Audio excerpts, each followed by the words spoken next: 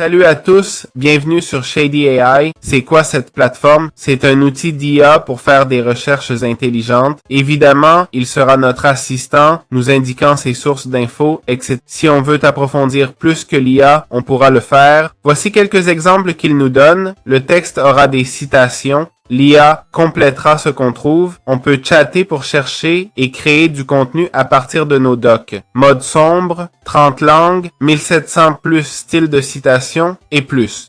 Donc, on clique sur Commencer à écrire, gratuit, puis Continuer avec Google.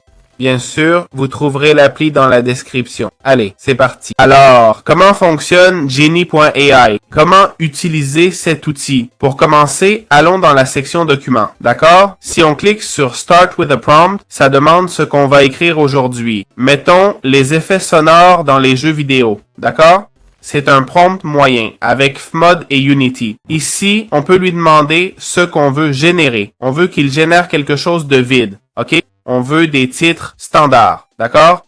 Une intro, méthode, résultat pour avoir un point de départ. Ou on veut qu'il génère tout, d'accord? Générons tout, cliquons sur Start Writing. Généralement, ce n'est pas recommandé, ok? Les pros ne conseillent pas cette méthode. Ils suggèrent de créer d'abord les titres.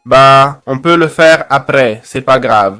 Je vais vous montrer comment faire. Ici, on parle de l'impact des sons dans les jeux vidéo. En intro, on a toutes ces infos. Je peux valider avec entrée ou réessayer.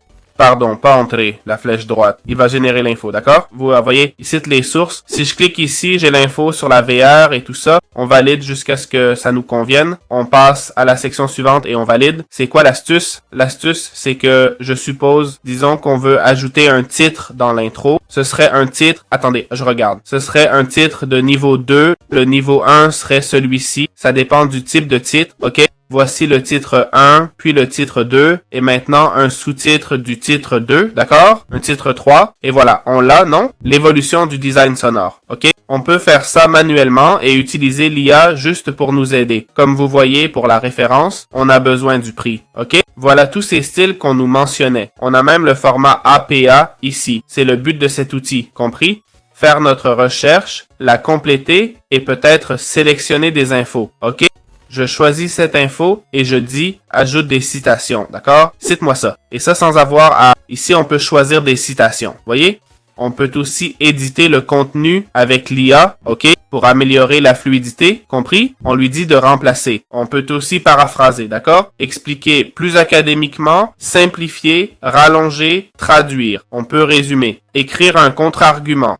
Voilà les possibilités qu'offre cet outil. Okay. Très bien, nous sommes dans Genie.ai et je vais vous expliquer comment ajouter notre contenu pour que l'IA puisse le citer. C'est l'un des aspects les plus intéressants. Certes, LMNote de Google le fait aussi, mais pas aussi bien car il ne permet pas de rédiger. Il nous laisse juste poser des questions basées sur nos sources qu'on copie ici, mais sans l'éditeur IA qui nous corrige en temps réel. Comment procéder? On clique simplement sur Library et on peut télécharger des PDF. Vous cliquez sur Import, ajoutez jusqu'à 10 PDF et comme vous voyez, Genie l'IA va automatiquement citer vos bibliothèques ou ressources pendant que vous écrivez. C'est aussi simple que ça. D'autre part, on peut aussi utiliser le chat IA, un outil intégré à l'éditeur de code. LayChat est ici. À droite, pour passer en mode sombre, c'est là. Bref, on peut lui demander de faire des recherches. Par exemple, dans le doc que je viens d'uploader, cherche des infos sur tel sujet. Il propose d'analyser le texte, repérer le jargon et suggérer des termes plus simples. Si on demande ça, il dit que Player Experiences, que j'utilise ici, pourrait être remplacé par immersion du joueur ou réaction émotionnelle.